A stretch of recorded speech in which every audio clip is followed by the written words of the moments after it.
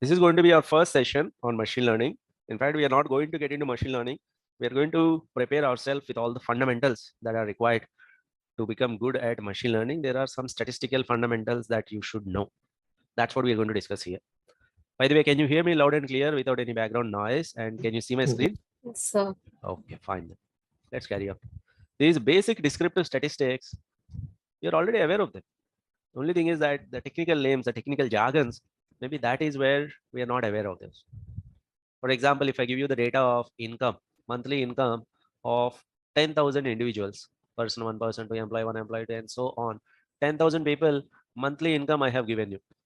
And I asked you to, for preparing a descriptive report, I asked you to prepare a summary report. In that summary report, what are the metrics that you will definitely mention? What metrics do you definitely mention? Think about it. Average. You will definitely mention average income. That's the first thing that comes to our mind. Yes. And then what else? Yes, lowest. Highest, which is max income, isn't it? And then main income. Yes or no? These are the ones that you will calculate. Average income is known as measure of central tendency. Minimum and maximum, that will give us an idea on the range. They are known as measures of dispersion. These descriptive statistics, we are already using them. But only thing is, we do not know what are the actual technical jargons. So let us understand what are central tendencies, what are measures of dispersion, how do we calculate them when we are working on a data set.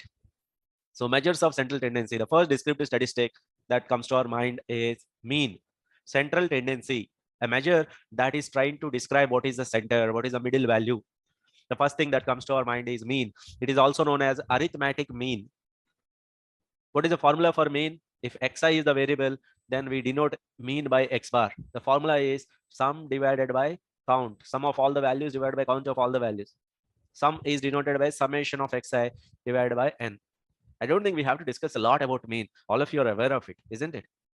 How do you calculate mean? Sum divided by count. That is known as measure of central tendency. Are you getting what is this term? Central tendency. Next time when you see it, it's an average value, it's a center value. We are trying to get the center value of a data set. Measure of central tendency. One such measure is average or the mean. How do you calculate average in Python? For example, you're taking a data set. This data set is census income data.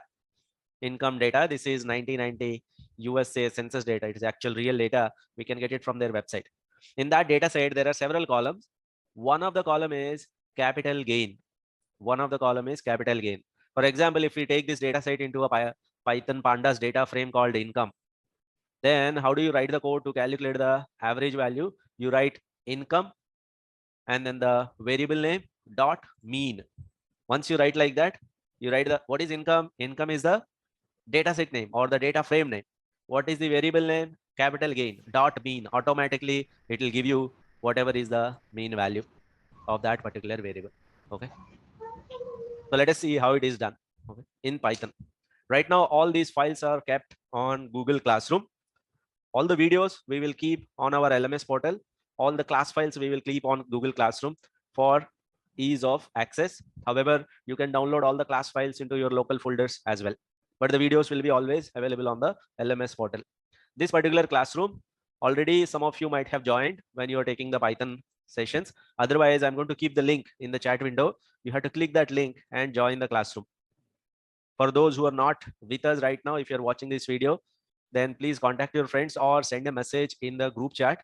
Somebody will be keeping the class link. Okay, try not to personally message me at odd hours. Okay, now click on the classroom link, and then once you go to that link,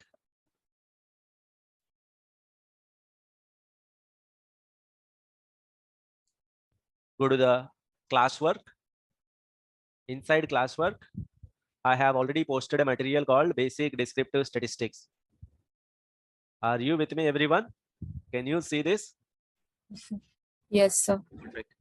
Within this, there's a file called basic stats code version 1 IPython notebook file. IPython notebook file is what we need to open. Anyway, since I have opened it here, I'm going to paste the link directly in the chat window. You can click on the link that is given to you in the chat window. You will be directly landing on this page. Once you're in this page, the code page, send me a confirmation message in the chat window.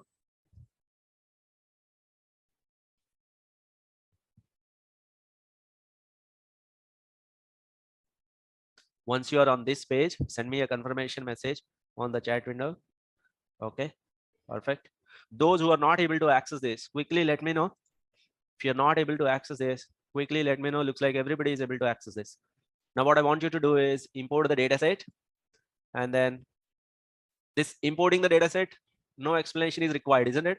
Import pandas as PD, income equal to pd.read_csv. This is where my file is kept. If you want to see what exactly in that file on the GitHub server, you can also click on that. You can see that, but it's a typical CSV file, nothing fancy about it. Is this particular line of code clear, all of you? The first two lines of code? Yeah, import pandas as PD, and then income is the data frame name that will be stored inside our Python. pd.read_csv is used for reading the CSV files. Now what does income.shape do? You write the data frame name .shape. What it will do? Sir, it will tell us the number of columns and observation. Number of rows and the number of columns. Here we are getting 32,561, 15. Tell me how many rows are there in this data set? 32,561. And then the shape will give you the columns. 15 as well. column. Yeah. Income.info will give you each and every column name. How many null, non-null values are there? And data type. Object means string object. Integer means it's a numerical value. How many are numerical? How many are non-numerical? These three lines of code. Are you absolutely sure about it? Not very difficult, isn't it? Now, how do you calculate the mean value? You write the data frame name. Let me rewrite it just for the sake of, you write the data frame name, which is income. And then within square brackets, you write the column name. What's our column name? Capital gain. It has to be exactly the way that is there in the data frame. Dot mean. Go ahead. Let me know what is the average capital gain value. What is the average capital gain value? 1077. 1077 point something it will come. 0.64. Yeah. So when you are executing this, it will give you a notification that this has been owned by somebody or something. You say go ahead and execute. Have you got that notification, all of you, when you're executing for the first time? Yes, sir. Create a copy Yes. or go ahead execute. You can go ahead execute it. Yeah. Okay. That is the mean value. Are you with me, everyone? Is it clear until now? Yes, sir. Usually Yes, sir. basic statistics session is very easy. Okay. Don't think that we are going to get into very complex topics. These are very, very easy. It's just refreshing your memory. That's it. Okay. Just be very confident about this particular session.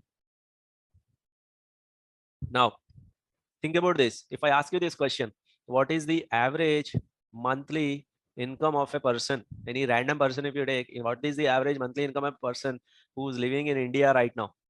How much would that be according to your general knowledge? How much do you think? Some people will say, how much? 10,000. Some people are saying 20,000. Some people are saying only 6,000. Some people are saying only 3,000. Any other guesses? Roughly what it will be today as of now? The average monthly income. If I take whole India, east, west, north, south, people living in rural areas, urban areas, hilly areas, everywhere, cities, towns, etc. If you take their average, how much that would be? Sir, around 35. $2,000. Dollar में कौन who is earning in dollar? Rupees में होगा ना? Around 6,000-7,000. 6,000-7,000 like that. What if I tell you as of now average income of a person in India is 75,000 per month? That means on an average everybody is earning almost 9 lakhs per annum package. If you take everyone in India, do you believe in this? Some of you would say I don't know the right answer. No, sir. I'm pretty sure that this would be wrong answer, isn't it? Yes, sir. 75,000 is too much because we live in India. We know how the situation is. But let us see how average is calculated. How average is calculated? In the numerator, you take everybody's income. Yes or no? Your income, Yes. my income, everybody's income who is living in India. Maybe my income is in 1,000, somebody else's income is in 1,000, somebody else's income is in lakhs or something like that. Along with everybody, we will also consider a person called Ambani. Yes or no? Yes. He should be considered or not? Yes. He It's should be. outlier. अरे यार ऐसा मत खोलो यार पोल. Yeah. Along with us, Ambani will be considered, and along with Ambani, whenever you hear Ambani, there will be one more person. Who else is that? Along with Ambani, Adani. Adani. He will also be considered. Everybody's income will be considered. Ambani is also earning. He earns around 30,000. How much? 30,000 crores per month. 30,000 ही है, but 30,000 crores है. Adani recently over to Ambani, again came back or something. He was earning recently 45,000 crores per month. Suddenly there was a spike from past few years. Now I'll be counted as one. Everybody will be counted as one. Adani will be counted as, Ambani will be counted as 1 or 1,000. One. Everybody One. has to be counted as one. Average has no distinctions. Everybody will be counted as one. Now check this out. In the numerator, we have added such a huge number. In the numerator, we have added a huge lump sum amount number. In the denominator, we did not add a large number at all. Don't you think because of these values, the average income will be given as a very high value? Yes, sir. Yes or no? Yes, sir. Maybe while you're talking to me, just use the space in the Zoom. That will just unmute you for a while and then you will be going back on mute. Okay. So in the numerator, we have added huge lump sum amounts. In the denominator, we have still kept it as one only. That means in the numerator, there are some values that are very far away from the rest of the values. Because of that, the average value seems to be a very high value. When you're working with real data sets, there are always some values that are very far away from the rest of the values. When you're working with real data sets, there will be some data points that are very, very far away from the rest of the data points. They are known as outliers. Outliers. When there are outliers present in the data, mean is not the true center value. Mean doesn't really reflect the true center value. Do you agree with that? Yes, sir. Yes or no? When there are outliers present in the data, mean will be very much influenced by the outliers. What's the reason? Because in the numerator, there's a very large value. In the denominator, we are not adding a large value. Because of that, outliers are very much influenced by mean. Outliers will pull. Sorry, mean is very much influenced by outliers. Outliers will pull the mean value towards them. Let me give you a simple relevant example. Imagine this is what your data is, very simple data. In this data set, if I ask you to calculate the mean, you will tell me the mean value will be around 1.4 or 1.5 because everything is between 1 and 2. But to my surprise, when I calculated the mean, I got the mean value to be 2.5. Why would I get the mean value to be 2.5 here? What's the reason for it? 9 is there. 9. Outlier. In between, there is one. 9. What is this called? In this Outlier. data, Outlier. there is an Outliers. outlier. Now look at this data set. Is it fair to say 90% of this data is less than 2? Is it a fair point? Yes, sir. Yes, sir. 90% of this data is less than 2. Mean value of this data is 2.5. One side I'm saying 90% of the data is less than 2. On the other side, I'm saying mean value is 2.5. 90% of the data is less than 2. Mean value is 2.5. Don't you think these two are contradictory statements? Yes, sir. Yes, sir. Why this contradiction is happening? What is the reason for this contradiction? Sir, the outlier. Because there are Outlier. outliers in the data. When there are outliers in the data, I cannot trust the mean value. It doesn't represent the center anymore. Is that a right statement? Are you convinced with that? Yes, sir. Yes, sir. When there are outliers present in the data, I cannot really trust the mean value.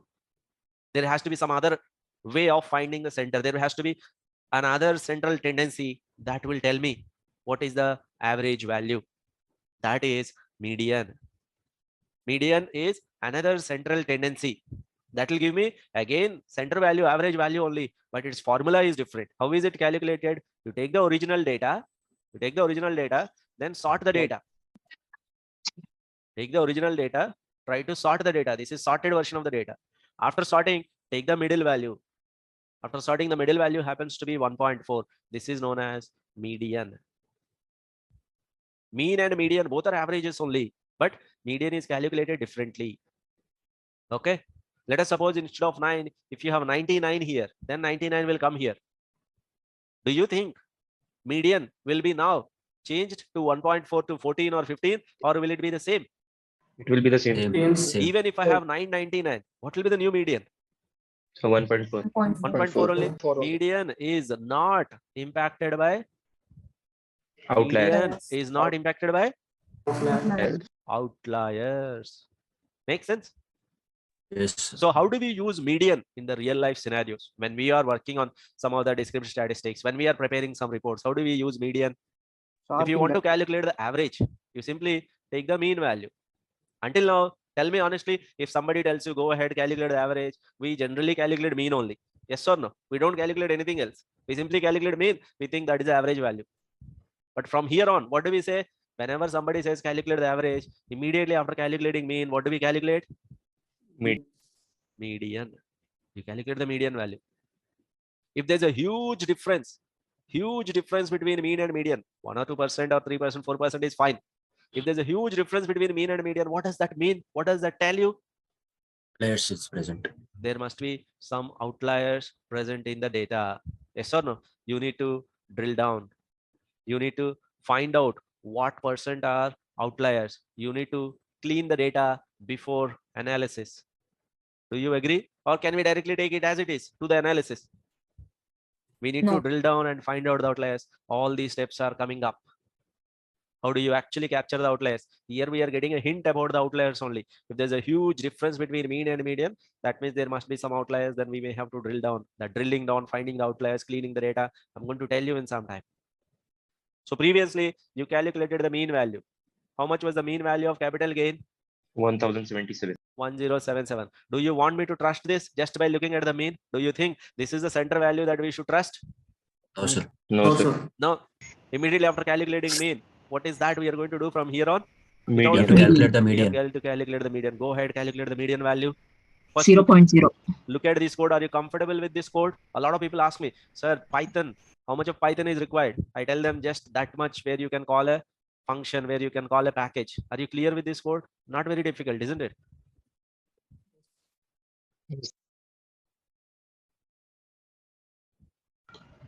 Go ahead. How much is median? 0.0. 0.0. 0. Mean value is 1077. Median value is 0. What does this mean as a data scientist? What does this tell you? Sir, there are There outliers. are There must outliers be present. some outliers present in the data. We need to drill down. We need to find out what percent are outliers. We need to clean the data before analysis. All these steps are coming up. As of now, I'm just introducing one by one measure to you. There are some other measures that will help us to exactly find out what percent are outliers. Okay. What is drill down? That is also coming up. How do you drill down? What are the, so these are all coming up. Okay. Here we got a just hint on outliers. Are you with me, everyone? Yes, sir. Yes, sir. Yes, sir. Mean and median, absolutely clear. One of the main questions that is asked in interviews is what is the difference between mean and median? What is the difference? Median is not influenced by the outliers. That's the true center, isn't it? Sometimes the question is rephrased. When there are outliers present in the data, if I want to calculate the average value, which one would you use? That's another common question. Yeah, Median. you can answer that, isn't it? Yeah. Now let me tell you a story. There is a person who's standing on this side of the river, and he has to go from this side, from point A to point B. He has to cross the river from point A to point B. Okay. Now this person, he doesn't know how to swim. If he gets into the river, he may get drowned. So he asked the another person who is standing by the side of the river. He asked him, what is the depth of the river, bro? So this guy told, it's around, on an average, 4 feet. He tells him average depth of the river is 4 feet, but he's very smart. He just attended the data science class. So what did he ask? Don't tell me the mean, tell me the median. So he asked, he told, bhai, itna smart mat ban ja. Mean depth is 4 feet, median depth is also 4 feet. And this guy is around 6 feet tall. He thinks that the average depth, mean depth is 4 feet, median depth is 4 feet. I can easily cross. He starts crossing. Do you think he's always going to reach point B, or is there a chance of drowning? Chance of drowning. There is a chance. There is a chance of drowning, isn't it? Average depth Yes. 4 feet doesn't mean exactly it will be 4 feet everywhere.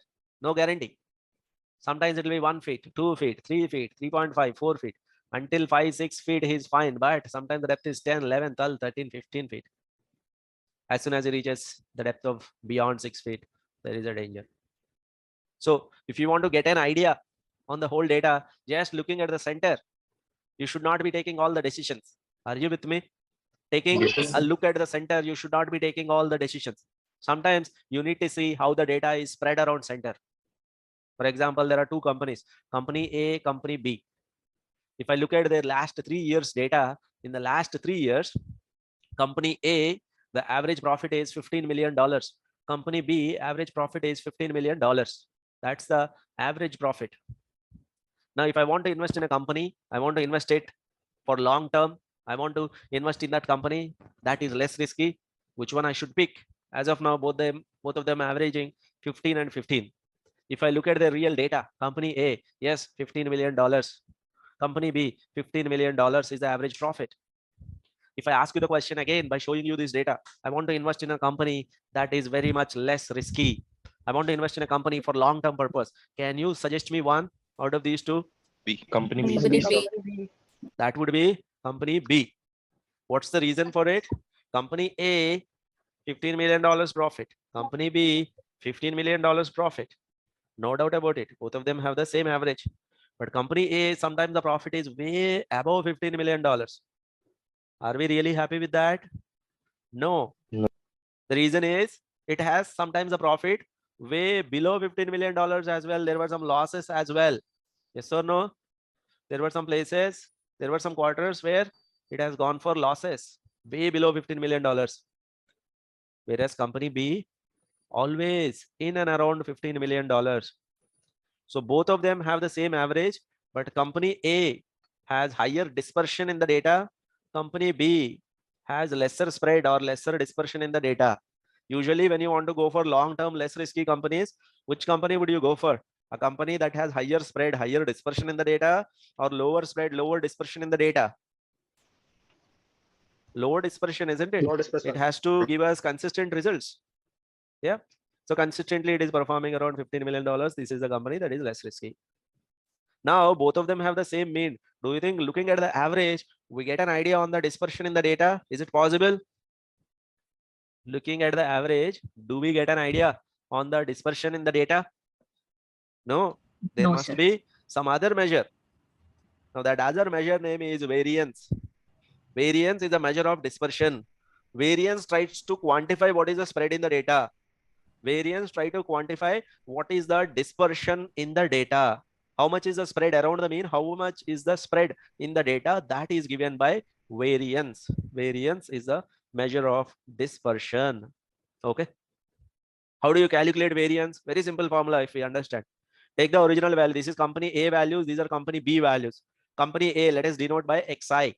Company B, let us denote by yi. Take every value of company A, calculate the average value x bar. Calculate the average value y bar. Now take the value minus mean. Value minus mean. 43 minus 15.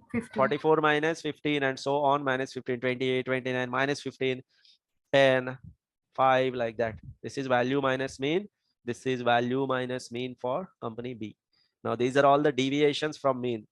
These are all the deviations from mean in company B. Tell me one thing. If these deviations are larger and larger values, what does that mean? Variance is higher or variance is smaller? Sir, Higher. variance is higher. Variance is higher. So is it a good idea if I look at the summation of all the deviations here? If I look at the summation of all the deviations here, I'll get a good idea on the which variance is higher, which variance is lower.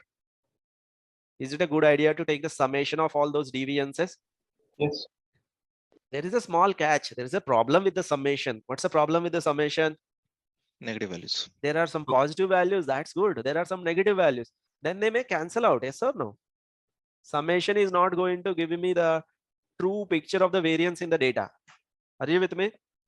Summation sir. is not going to give me the true picture. Instead of summation, I have to, what should I do to make all of them positive? I can take either absolute value or I can take the square of the value. I'm taking the square of the value, xi minus x bar whole square, yi minus y bar whole square. Tell me one thing, if whether it is positive or negative, square is always positive. Yes or no? 28 square, 29 square, 15 square. These are all the squared deviations. These are all the squared deviations. Now what I'll do, I'll take the average of these. I'll take the average of squared deviations. What is average? Sum of xi minus x bar whole square divided by n. Average of squared deviations. That is known as variance. Look at the formula of variance. Sum divided by count. Xi minus x bar whole square. X bar is the average.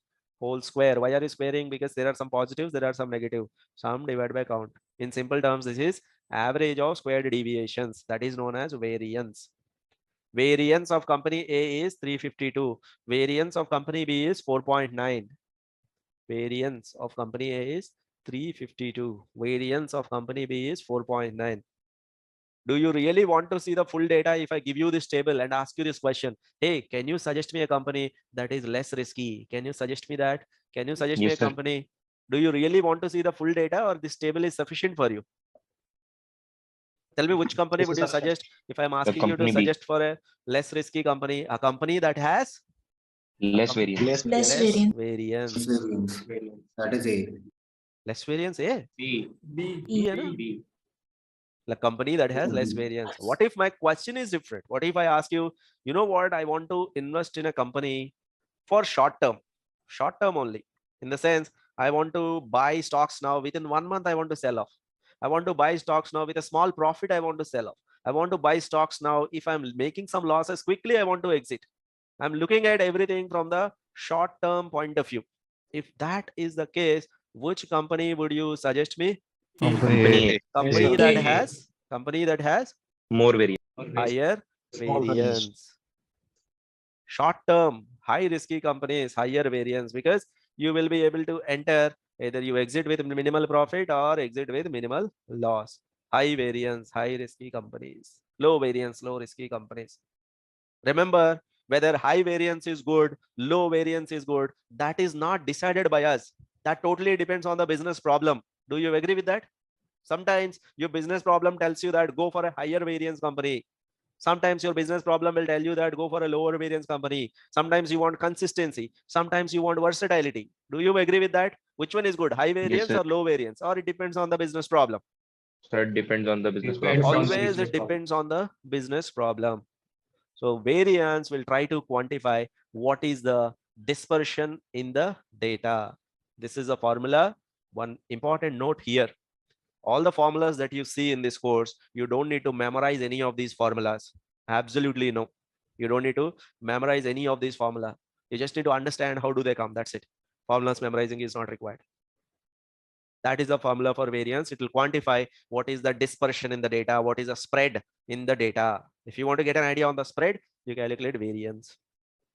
But when you look at this whole discussion, the only counterintuitive point that occurs to you is, why are we squaring everything? Aren't we making everything look very, very big? Aren't we making this variance look very, very big? Are you getting that doubt? We have squared up everything. If the value is in dollars, variance will be in dollar square. If the value is in meters, variance will be square meters. Why are we unnecessarily squaring up everything? That's why there is another measure that is connected to this, that is known as standard deviation. In simple words, standard deviation is nothing but square root of variance. You calculate variance, take the square root of it. Standard deviation is the square root of variance. Both standard deviation, variance are Measures of dispersion. measures of dispersion.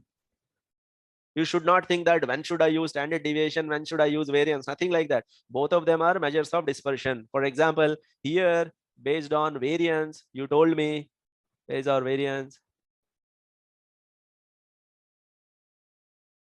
Here based on variance, you told me B is less risky company. If I would have given you standard deviation, and if I ask you the same question, which one is less risky company, do you think your decision is going to change? No, sir. If I ask for company which is high risky, do you think your decision is going to change if you are using standard deviation instead of variance? No, sir. So is it fair to say both variance and standard deviation tell us the same story, just that standard deviation is simply square root of variance? So never think that when should I use standard deviation, when should I use variance? Both of them are telling you the same story. You can either use standard deviation or use variance. Okay, both are one and the same. They are trying to tell us the same story. Okay, so let us do a quick exercise. Why is it hanging? Let us do a quick exercise. The data set that we are going to take now is online retail sales data. All of you check this out. This is a new data set, online retail sales data. Okay, then get an idea on the data set. What I want to do is, there is a column called unit price. Okay,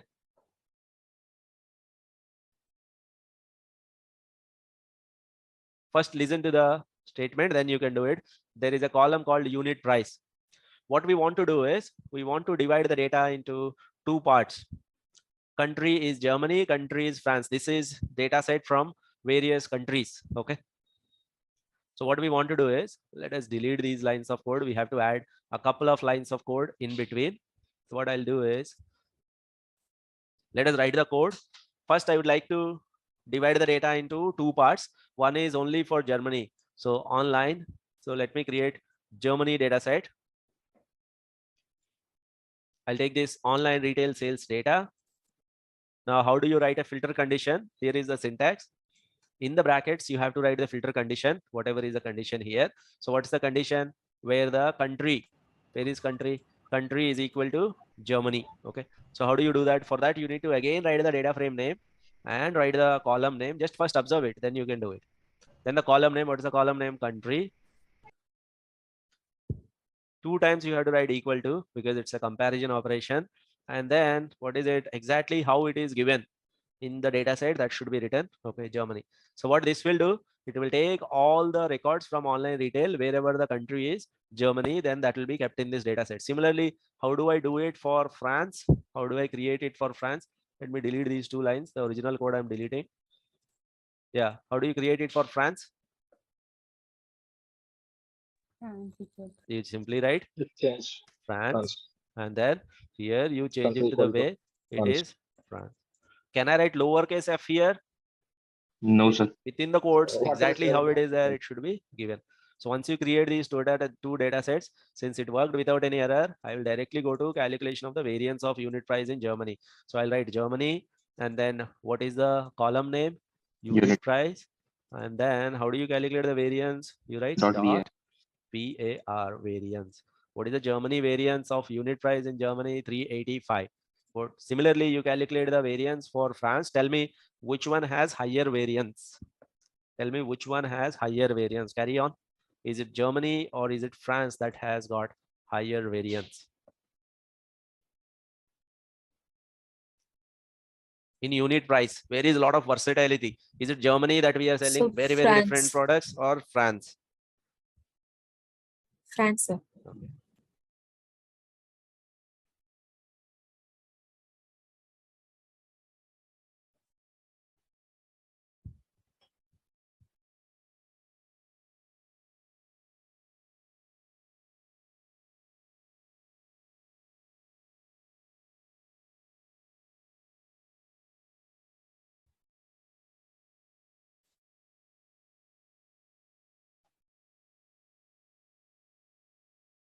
All right.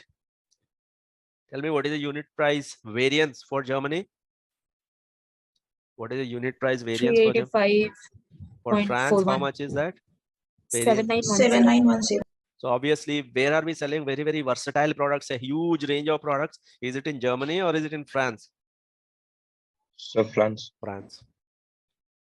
Listen to me carefully. All these measures that we are discussing here, these measures are very, very fundamental, basic measures. Are we going to build all our business strategies on these measures?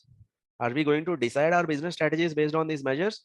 No, sir. No, these are descriptive statistics. They will tell you, they will describe you what has happened in the data.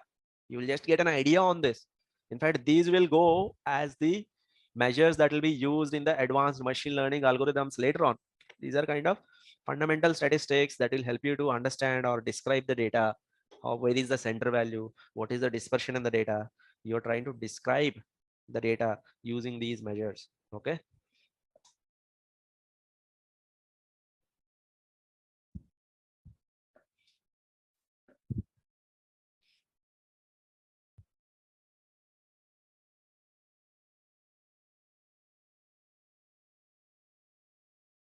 All right, then. Before we proceed, are there any quick questions, anybody?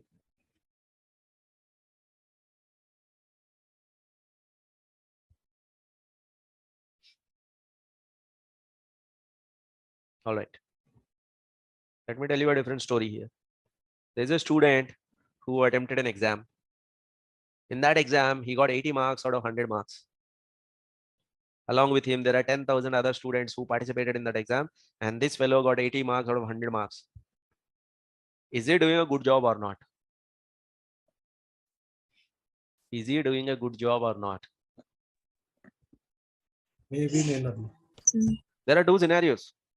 In scenario 1, with 80 marks, he outscored 9,000 people. He scored better than 9,000 people. Only 1,000 participants got better than him. He outscored 9,000 people, but 1,000 people got better than him. 90% are below him, 10% are above him. So with 80 marks, which percentile he is standing at? In terms of percentiles, what percentile he is standing at? If I ask him what is your percentile, what will he say? 90. Since 90% of the people are below him, obviously he is standing at 90 percentile. With 80 marks, you know what? I secured 90 percentile. That is scenario 1. He is doing a good job. Yeah, acha kiya. 90% of the people, you have done better than them. Very good. In scenario 2, with 80 marks, imagine this is an online exam. अपन को तो पता है how online exams go, isn't it? We all have given them. Now with 80 marks, though he got 80 marks, he outsmarted only 500 people. He scored better than only 500 people. Remaining 9,500 people. I got a question in the chat window. Let me see that. Sir, is there any case that we have to apply variance to median values, or sometimes if there is any outliers in the data? When there are outliers in the data, everything will be wrong. Not only variance. When there are outliers in the data, we should not proceed. We should drill down. We should find out what percent are outliers. We should clean the data and proceed further. Okay. Once you clean the data, mean and median will be almost same. That's why. Answers the question? Yeah. Any other questions before I proceed? Anybody? Quickly.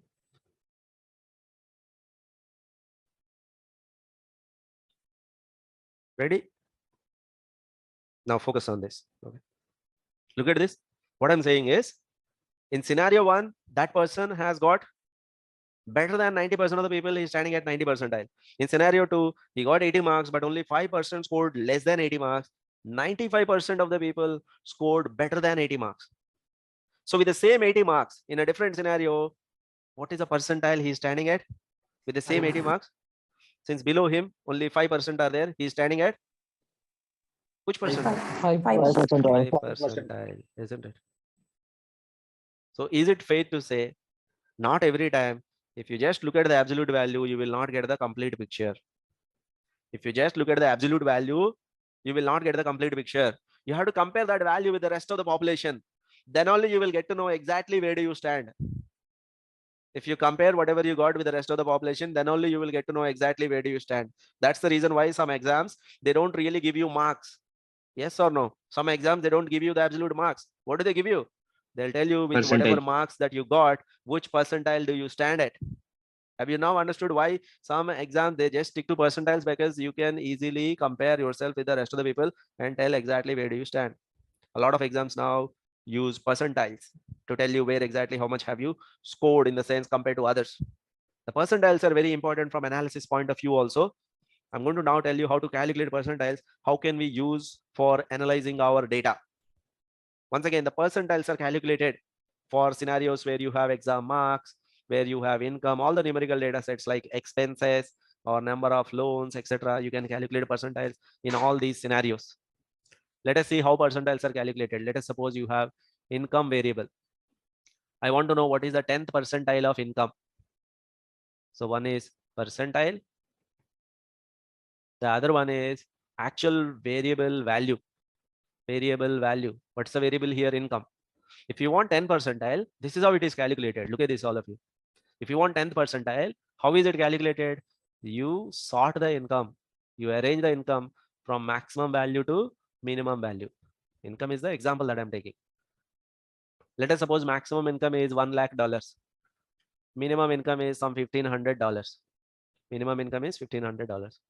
10th percentile means that particular income, let's say 10th percentile value is $2,000. That particular income, where below it, how much percent of the population will be there? Below it, exactly 10%. How much percent of the population? 10. 10% of the population. Above 2,000, how many people will be earning? What percent of the population will 90%. Be earning? 90%. 10th percentile is that value. What is the speciality of $2,000? Tell me. What's the speciality of $2,000? Where exactly does it stand? 10% people will be 10% of the people will be earning less than or equal to 2,000. Remaining 90% will be earning more than or equal to 2,000. That's where 10th percentile is. Similarly, can you explain me 20 percentile value? What does that mean? Let's say 20 percentile value is, let's say 4,300. What exactly this means? 20% of people are earning less than 4,300. 20 percentile value is 4300. It means I can understand that 20% of the people are earning less than or equal to $4,300. 80% of the people are earning more than or equal to $4,300. Are you with me, everyone? Similarly, you can calculate 30 percentile, 40 percentile, 50 percentile, 60 percentile, 70 percentile. What is 80 percentile? What is 80 percentile? What does 80 percentile mean? Let's say 80 Right. percentile value is $62,000. What does that mean?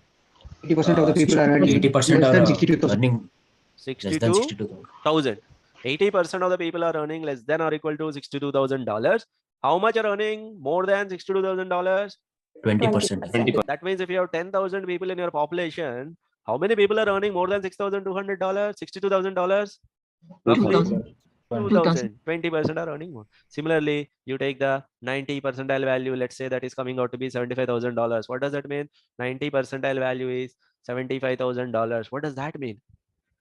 90% of the people are earning less than or equal to $75,000. Remaining 10,000, remaining 10% are earning more than this much.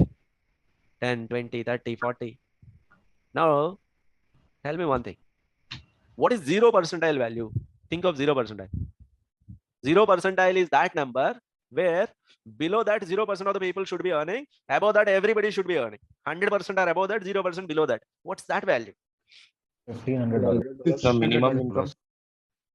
0 percentile is that number where below that is nobody, everybody is above that. Obviously, in any population, what is that number where below it is nothing, above it is everybody? What is that number? It has to be Max. Minimum value. max ka below the everybody, hai na?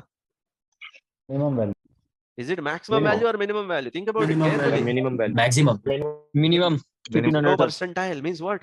Below maximum. Let's say 1 lakh. Here is it $1 lakh? Or are you saying $1,500? Which one is the answer? Minimum wages. 1,500. $1,500. Is it true? Below 1,500, 0% of the people are there. Is it true? Everybody is earning above 1,500. Yes, sir. Yes, sir. Yes? Yes or no? Minimum value. Is it making sense? Especially somebody told maximum. Is it making sense? Think about it. 0 percentile. Below that, 0% of the population are there. Above that, 100% of the people are there. Similarly, what is 100 percentile value? What is 100 Max. percentile value? Maximum. $100,000 are equal to. Here it is maximum value. Here it happens to be $1 lakh, which is the maximum value. What is 100 percentile? Below that, 100% of the people are there. Above that, 0% are there. Though we are calling them as minimum and maximum, is it fair to call them as 0 percentile, 100 percentile? Can we rename minimum and maximum to 0 percentile and 100 percentile? Yes, sir.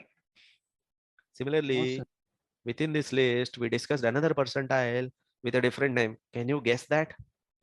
Sir, We median discussed normally another percentile with a different name. Which percentile is that? 50%. 50 percentile, 50% of the data below this, 50% of the data above it. This can be easily called as, what did we call it as? Median. Is it mean? Is it median? Is it always mean and median both? Is it only mean or is it only median? Which one is always right, correct answer according to definition? Mean. Always it is the median according to its definition. Below 50, above 50. 50 percentile is that number where below it is 50%, above it is 50%. That is known as median value. That is how percentiles are calculated. Obviously, are we going to calculate them manually using these formulas, or are we going to simply call a function in Python and send our data to calculate it? What are we going to do? Sir, call out. We Function. always use functions, ready-made functions. A lot of people ask me how much of Python is required. I tell them that much of Python where you can simply call a function, isn't it? Everything is pre-written. We just need to call a function in Python.